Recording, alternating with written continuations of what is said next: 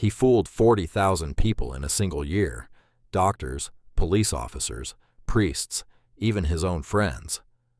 For one summer in 1920, he was the most famous man in Boston, with more money than he could count.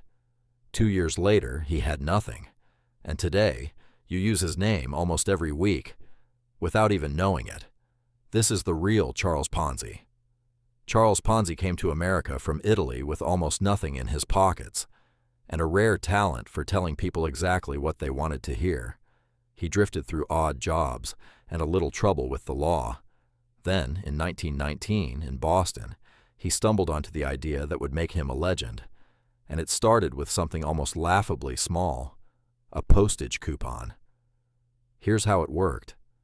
Back then, you could buy something called an international reply coupon, a kind of prepaid postage you could send abroad. And because currencies were a mess after the war, a coupon bought cheaply in Europe could be traded in America for stamps worth far more. Buy low in one country, cash out high in another. On paper, free money. So Ponzi made investors a promise: hand him your cash, and he'd give it back with a 50% profit in just 45 days. Not a year, 45 days. And it worked, at first. The earliest investors got paid, exactly as promised. So they told everyone. Word spread like fire. People mortgaged their homes. They lined up around the block to hand him their savings. In just months, he took in around $15 million, a staggering fortune in 1920. There was only one problem. He was barely buying any coupons at all. To pay what he promised, he'd have needed more coupons than existed in the entire world. So where was the money coming from?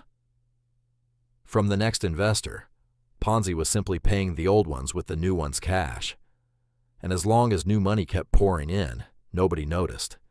It's a trap that looks unstoppable, right until people stop joining. In August 1920, a newspaper did the math out loud. Panic hit. Everyone wanted their money back at once, and it wasn't there. Within days, his empire was gone.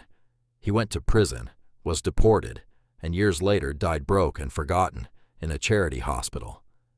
But here's the part almost no one knows. Ponzi didn't even invent the scheme that carries his name. Versions of it had been pulled off before him.